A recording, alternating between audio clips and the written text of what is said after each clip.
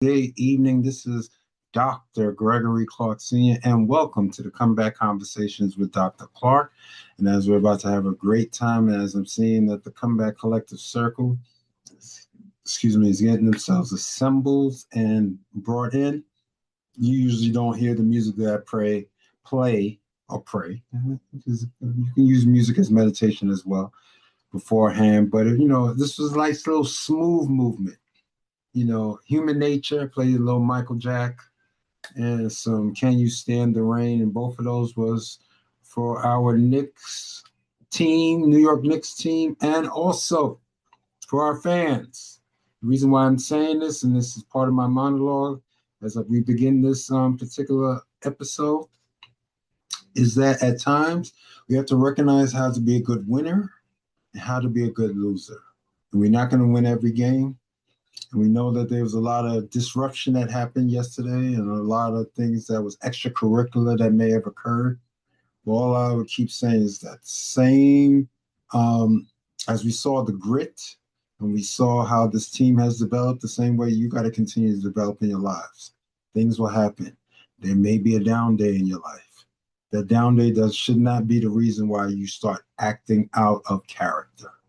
Unless you're saying that is your character, which I don't believe it is.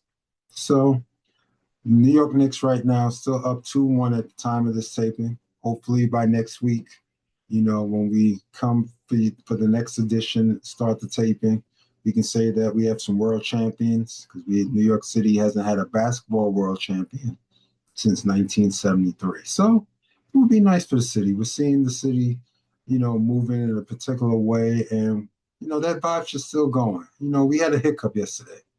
We had someone's grandfather had to come and, come into the garden and, take a nap, kind of disrupted things. But there's a high probability we won't have the grandfather there, messing stuff up for game 4 and going forward. So, we shall see. So before I jump into anything else, Ms. Johnson, was there everything was cool in your neck of the woods down there in the city?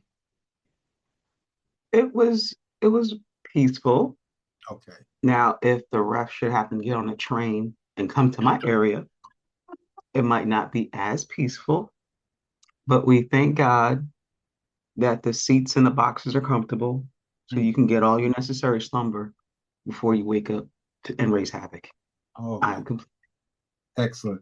It was so interesting how I know that this thing is transformative, and even people who may not necessarily be into basketball like that. My wife yesterday, she was looking at the TV getting mad and was, saying her choice words and was into it.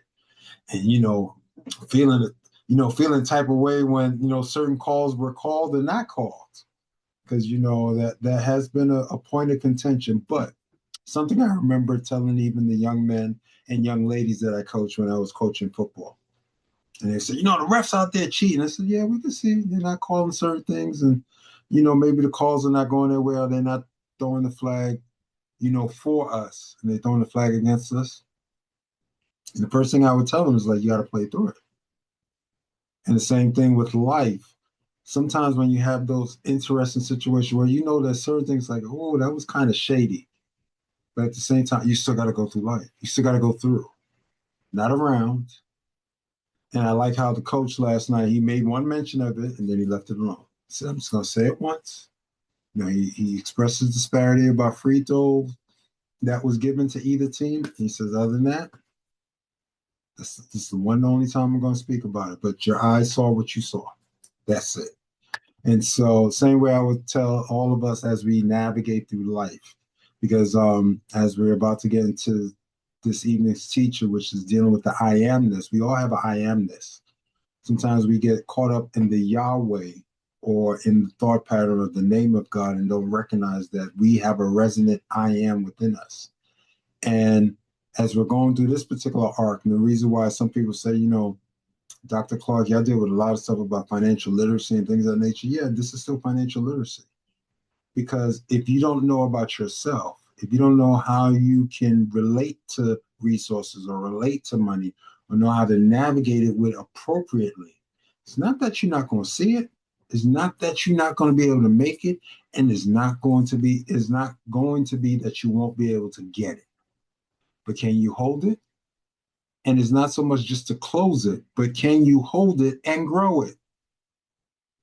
That's the difference between people who says, you know what, I make $200,000 a year, and then come to find out they're worse off than someone who only makes 70,000. Because that person who makes 70,000, when you know title up or tally up all their expenses, it may be 50, 60,000. Oh, there's a surplus, 10,000. Okay. That's a business. You would sit there and say, oh, that's a great thing. And then we can look at the person that says, I make $250,000 a year. I make way more than that person. Okay, tell us your expenses. And you come to find out their expenses at 300,000 without any buffers. So yes, you are making more money.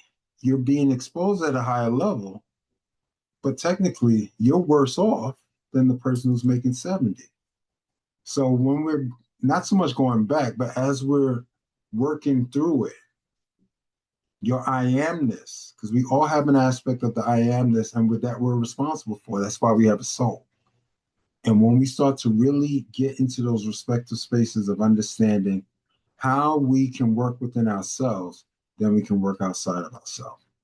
So without further ado, we're going to jump in. We're going to jump it on in. Let me hit the share button.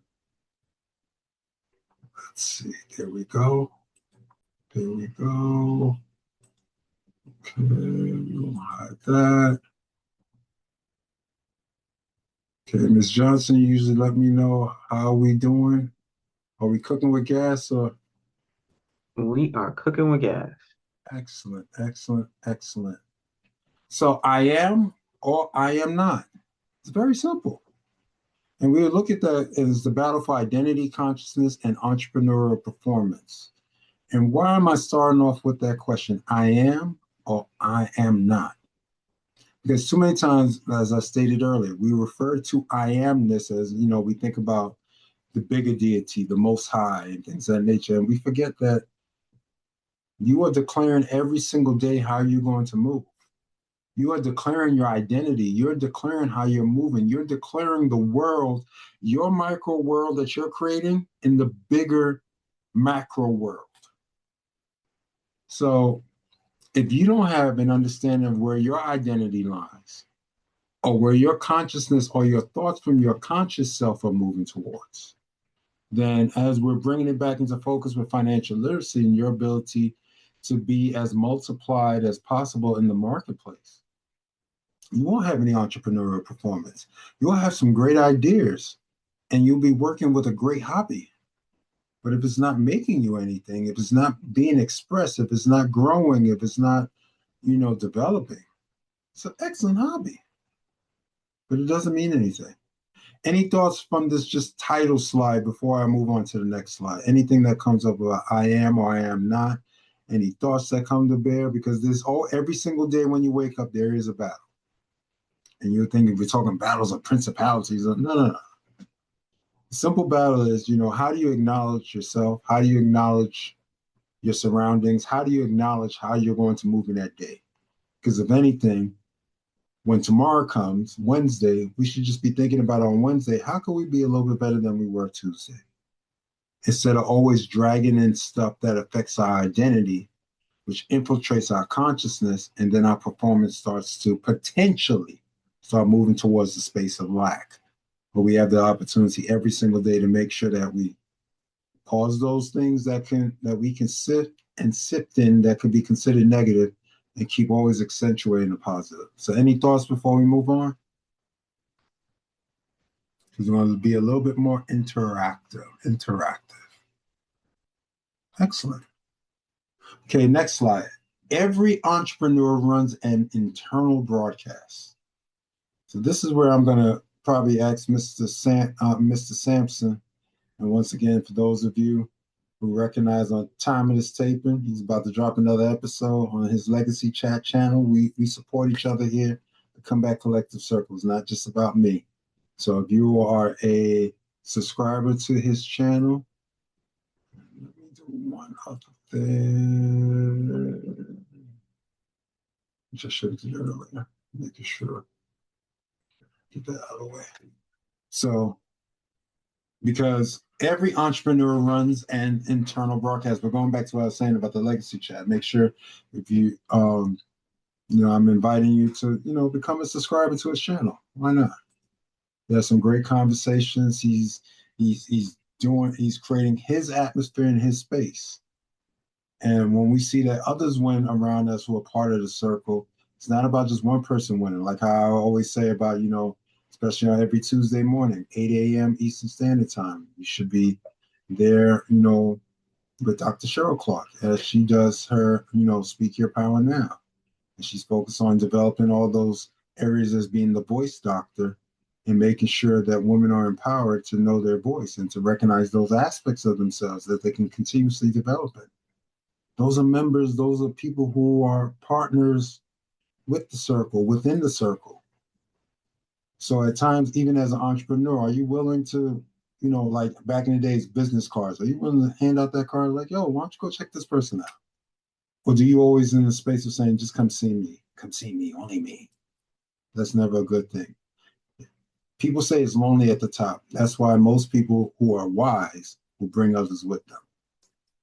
So, Mr. Sampson, as I just before I even get into the main conversation, what does that mean to you, or what your perspective is? Every entrepreneur runs an internal broadcast. Yeah, when you first read it, just the way of being, definitely the way of being. And your employees can definitely sense your way of being. So, especially if they're, as a small business like myself, I could say, yeah, I'm doing great. And they look at me like, you sure? So there's a certain way of being. And I definitely agree with your previous week's statement of we set the tone and the climate for the business. So the leader definitely sets the tone. So when you're running an internal broadcast, you got to be very careful of what you're broadcasting that you may not be aware of. So I think I'll stop there. I'm complete. Thank you for that. And that leads me into the next part. Your hidden identity shapes decisions, risk tolerance, revenue, and leadership before any strategy kicks in. I'm going to say that again. Your hidden identity signal. So that means we all have that his. We're working with that his.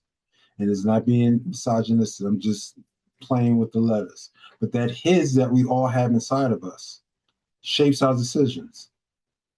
Our risk tolerance. Am I willing to invest here? Am I willing to hold out long term in a particular investment?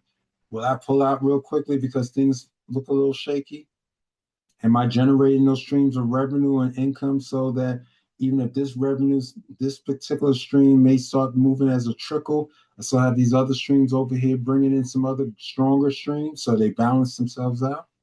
And especially in our leadership, there are too many times that we can call ourselves a leader, but are we leading? See, leadership is usually based upon a title or position that you may receive, especially if you're in the corporate world. Oh, you are the manager of this. Okay, so that means you're in leadership. So why you say that? Because since you're considered a manager, that means there must be people underneath you. It means you must have regardless if you have a small office, small team, are there people underneath you? Are you responsible for, or their work productivity is under your guidance? So that's why a lot of times, even in the corporate world, that can show if you're truly a leader. Because just because you're a manager doesn't make you a leader. It means you're just supervising. If you're just supervising, that doesn't mean you're leading. That means you are just being in a position where that you have other people underneath you, and maybe some of those people underneath you could be outperforming you. And truly, as a leader, it is okay to have some of your people who you are guiding, that you're developing, so that they can eventually, because if they outgrow you in a particular position, that means you're ready for a higher position and they can move into your space. See, true leadership eventually is about replacing yourself. So, Dr. Shaw, you have any thoughts about this? Because I know you sometimes work with that with some of the ladies, especially on your programs with Speak Your Power Now. Yeah.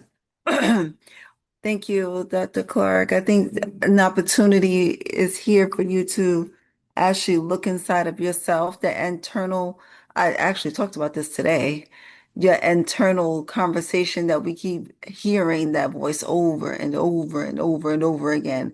And sometimes it's lies about what has been told to us growing up.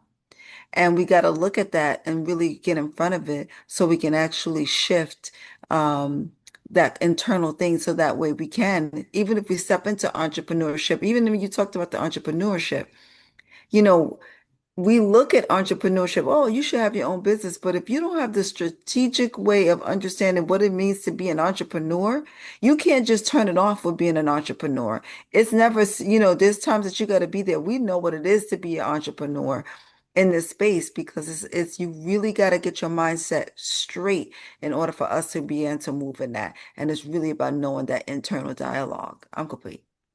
That moves me to the first box where it says the signal is always on. The question isn't whether you have an identity. Let me pause right there. We all have an identity. We sometimes even move into identity. For some of you who may have missed that arc of conversations and teachings, definitely become a subscriber to this particular channel at Dr. Gregory Clarke, Master Coach. And that identity can mess you up. The identity, not just your identity, that identity can mess you up. Because if you start to move through the identity, that becomes what it is your focus becomes.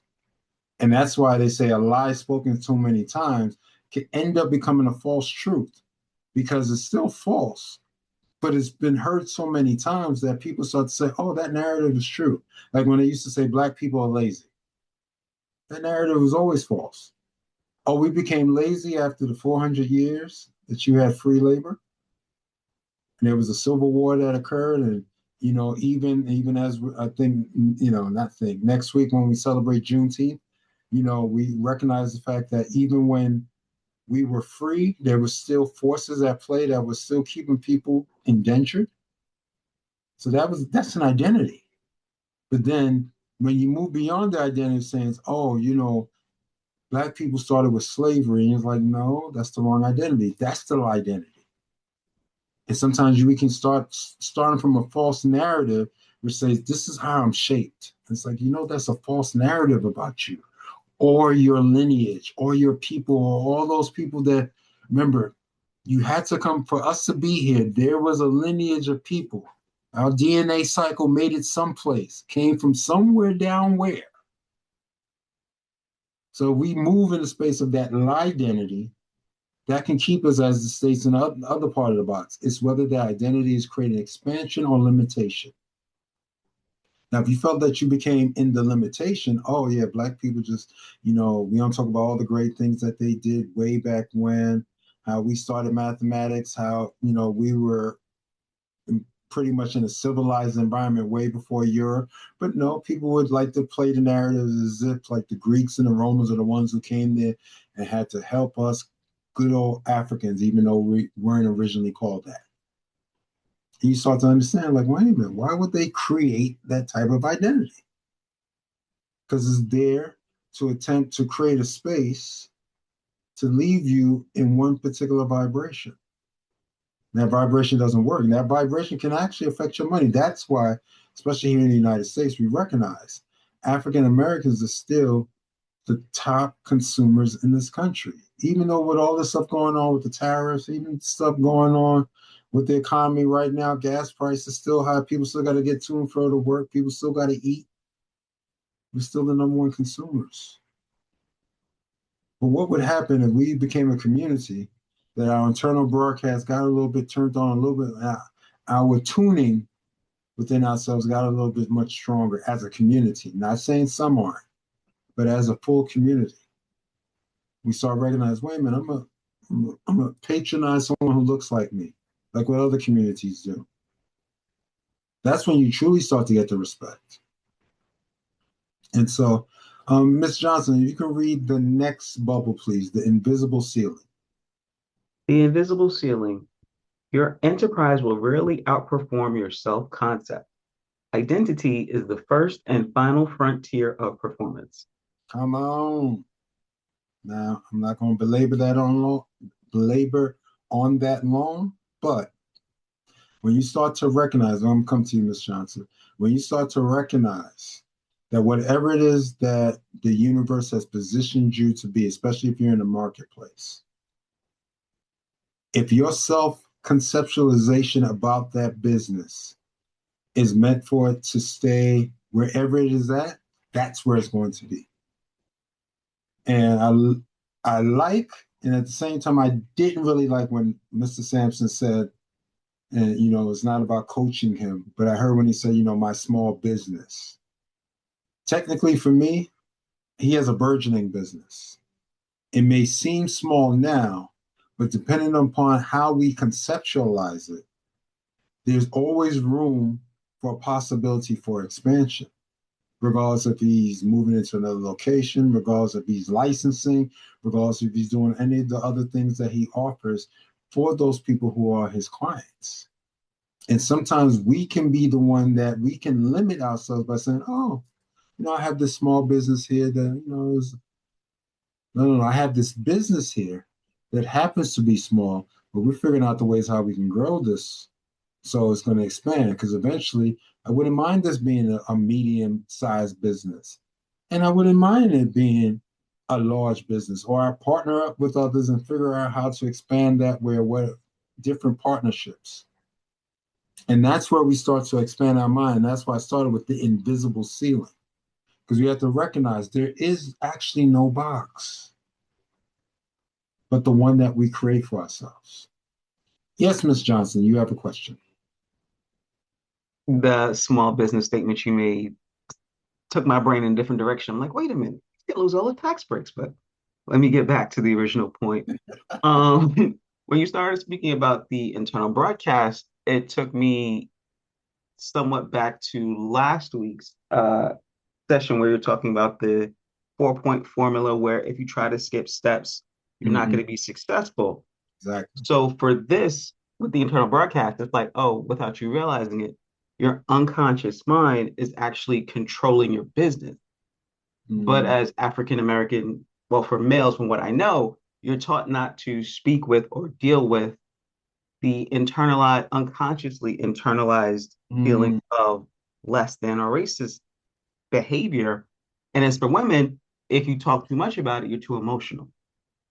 So it's almost like if this statement doesn't make sense, or if this slide doesn't make sense, it would make sense to go back to the identity teaching so that you can get a clearer understanding of kind of where you are, so that this can really be applied to your life and your business and every aspect of what you're trying to do.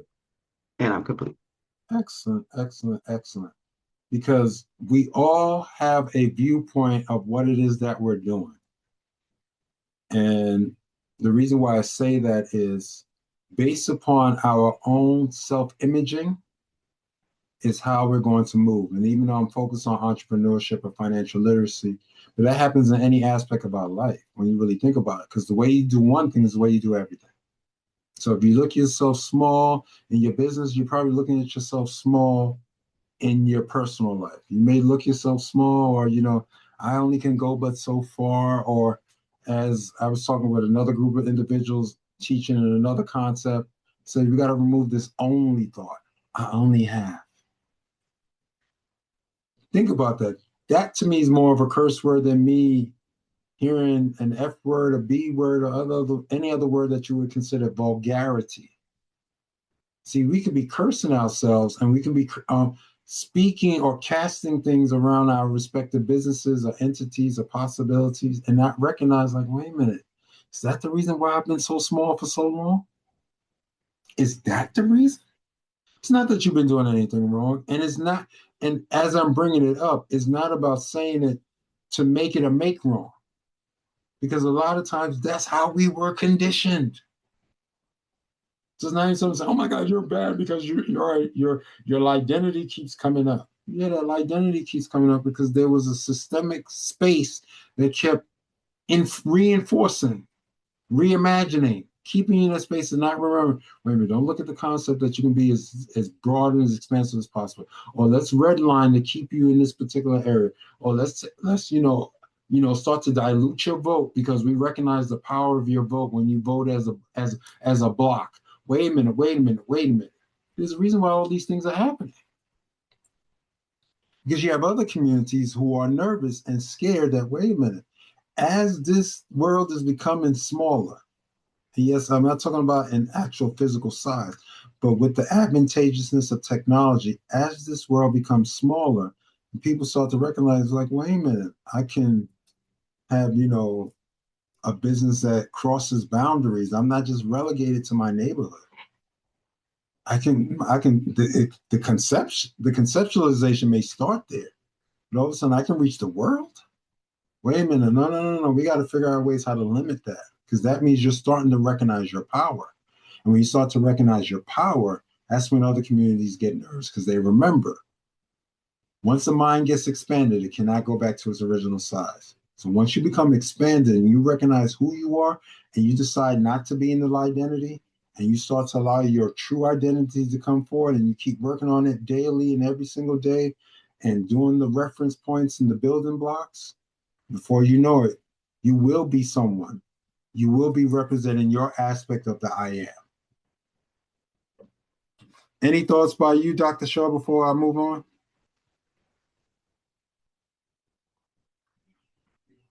No, I think this was great. Okay. Just wanted to make sure you had an opportunity to get your voice in the matter. Okay. Can you read the title of this slide, please? Identity is the operating system. Now, come on, before I read anything else. Like right now, as I'm on a particular device or a computer, regardless if you're Windows or Mac base, we have operating systems. That means that is the area where we put our programs. We have to have the right hardware. We have to have the right peripherals. We have to have the right, addendums or added on pieces that allow for you to navigate. Now, think about if your identity is screwed up.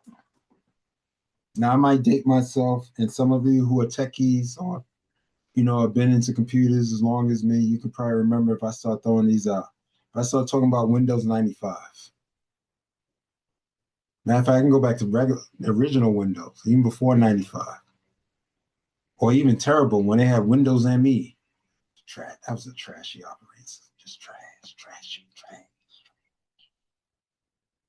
But all those are respective different operating systems that I still have a floppy of 95. You know what I'm saying? I probably someplace around here, I may have a 3.5 over there. I can even go back. I mean, I can go back to my Commodore days when we was on those 5.25 discs. And you had to do the back of the day if you wanted to, put data on the other side of the disc. You literally got a hole puncher, and like you measured it. You have to measure it accordingly and punch the hole and then flip it. That's the only way you can put stuff on back. And we had to learn that based on trial and error. But the reason why I may say like I'm going back into my, young tech file days, we have to recognize that whatever identity that you move through is how you operating. If you operate small, you're going to be small. And that's not saying that we're disparaging or making small beginnings wrong. No, we all start small. You have to.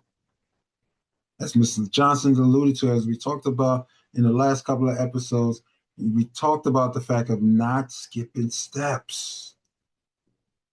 We're going to be so caught up in this grandeur that sometimes the American dream attempts to propagate us within and not recognize, like, wait a minute, it's okay to take the steps. I know the elevator is wonderful and the escalator is beautiful, but taking those steps allows us to see the process. So I'm going to get into the original declaration. When Moses asked God for his name, the answer wasn't a title. I want you to hear this. It was a declaration. That means even the Most High knew, no, I'm not, it's not a title that I'm giving you. It's not some sort of aspect that I'm asking even you to walk into.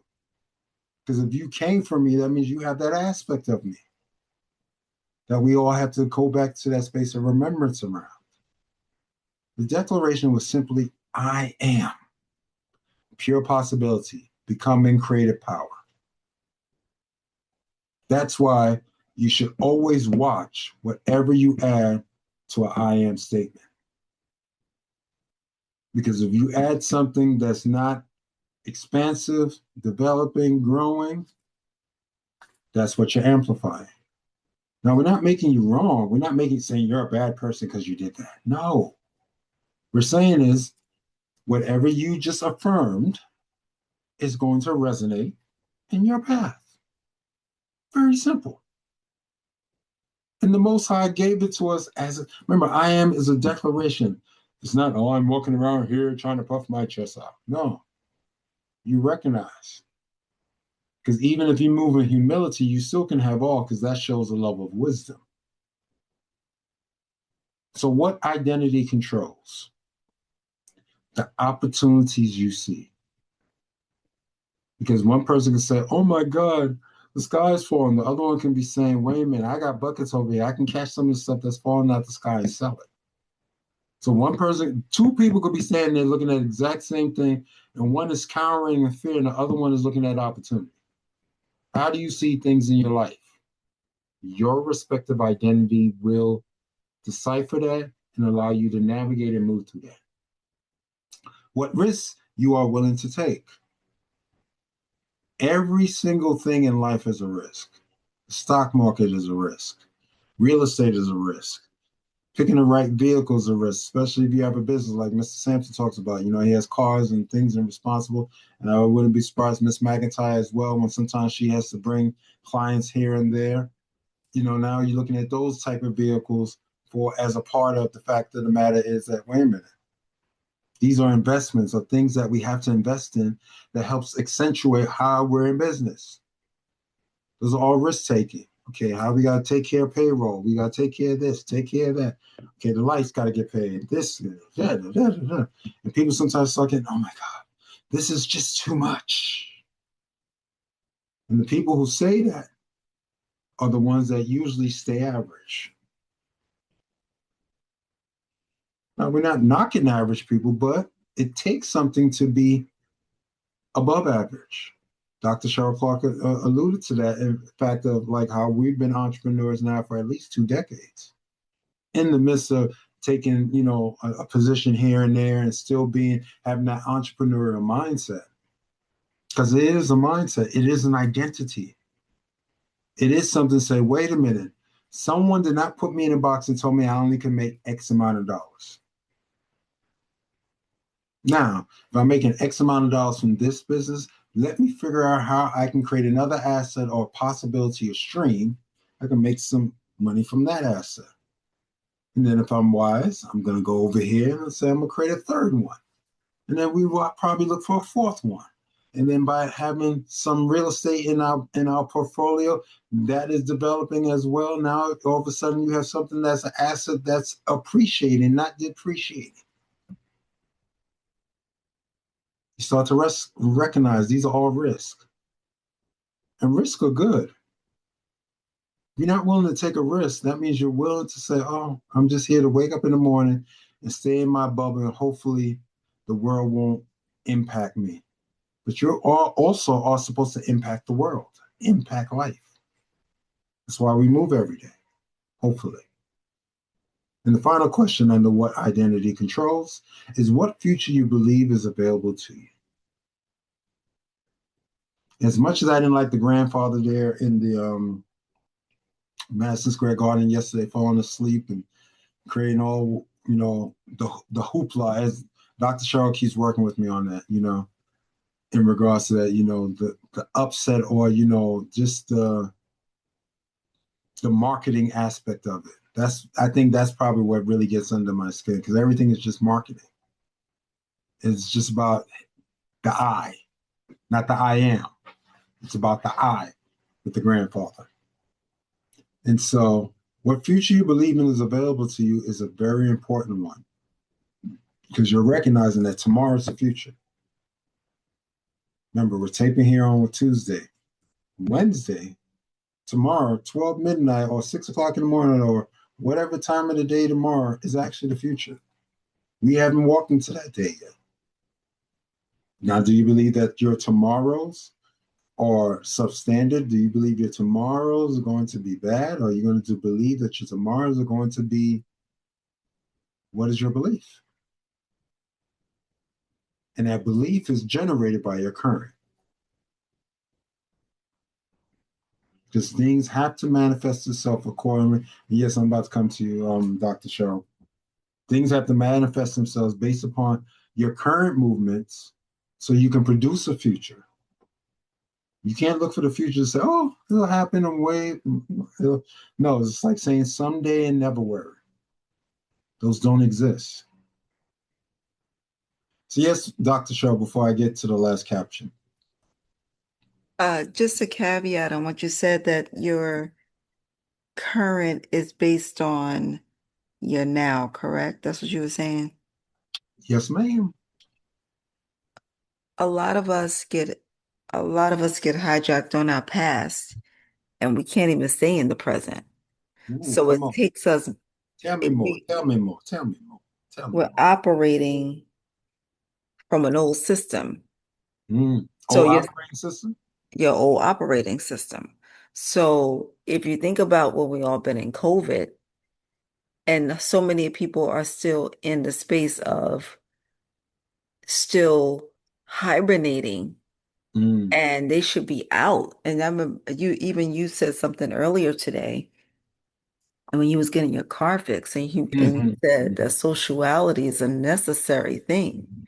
You know, Dr. Clark was sharing that he was sitting in there getting it, his car serviced and Mhm. there was somebody on, a Zoom doing a meeting. There was someone over there talking about, her health, and there was Mhm. different conversations happening. But this is the thing, he was listening for everyone and noticing that sociality is important. Now, it was all socializing, but are you a part of it? And what are you being a part of? I think it's important for us to update our operating system. And a lot of times a lot of us are paying things with our phone. A lot of things we were not doing that 5 years ago, Mm. like tapping and going. If it wasn't for Nicole, one day I left my wallet at home and I had my phone and she said, "Don't you have your wallet on your phone?" And I said, "Yeah, I do have a card on my phone." And I was able to pay for something because I had it on my phone. Mm. That operating system, now, if I didn't update my operating system on my phone to have my wallet there, you are going to get locked out. So all I'm just saying to you, everyone, including myself, is that just to be aware of your operating systems, it may be out of date. And I'm complete. Excellent, excellent. That brings me to the caption in the purple. The most powerful force in business is not capital, it is identity. It is your identity. See, Elon Musk, Jeff Bezos, Bill Gates, Warren Buffett, Robert Smith, Oprah Winfrey, Jay-Z, all those individuals I just said just now are at least are certified billionaires, not wannabes. They're billionaires. And the reason why it is that before they had that capital to say that they can put that distinction or that declaration of billionaire, started from their respective identities. Who do they identify as? Do I identify that I'm building this company and then eventually, it can be in a space where it cannot be just something that's in a part of this country, but it's be something that becomes global? Am I willing just to be someone who's known in just my local area and all of a sudden I grow or become in my identity a global celebrity? And see, we all recognize that. That's why. And then by being in those respective spaces, that's when the capital comes.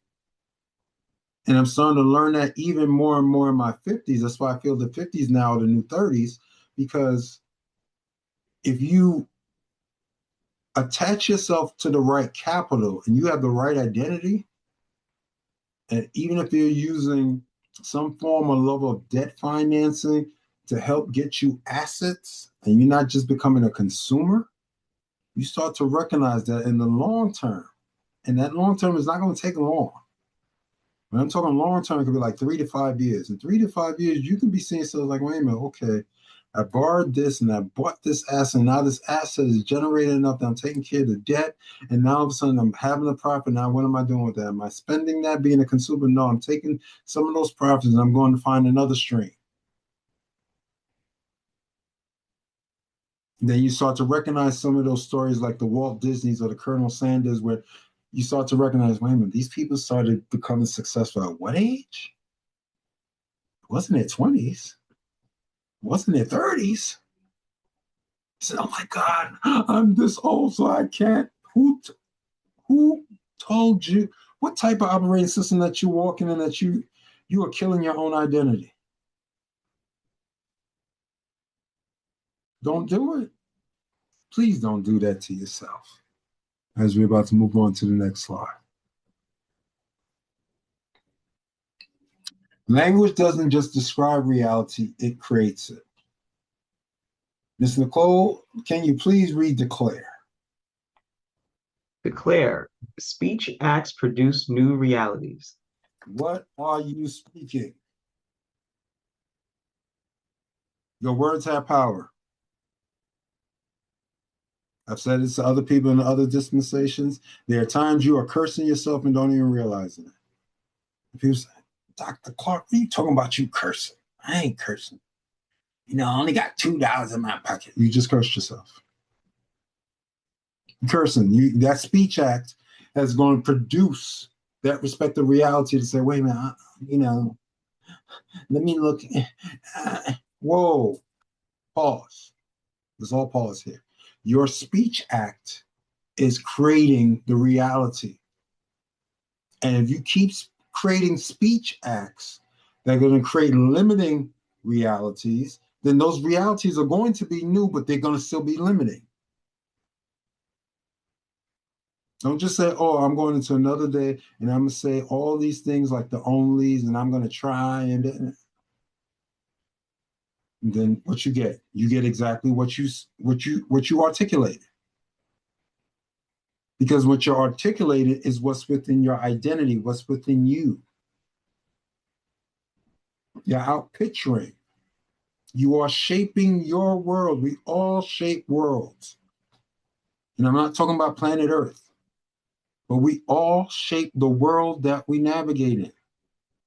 Our speech, our articulation, our thoughts are readily important. Because those declarations move to the next one, which I will read. Believe. The mind encodes declarations as truth.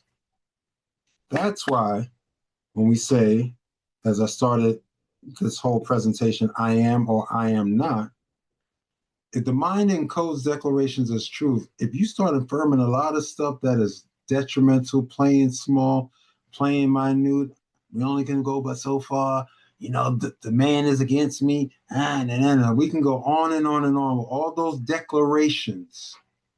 As I stated earlier, all those false narratives that we start manifesting as the truth because the mind doesn't know any better. Don't blame the mind. My God, my mind is just so. Whoa,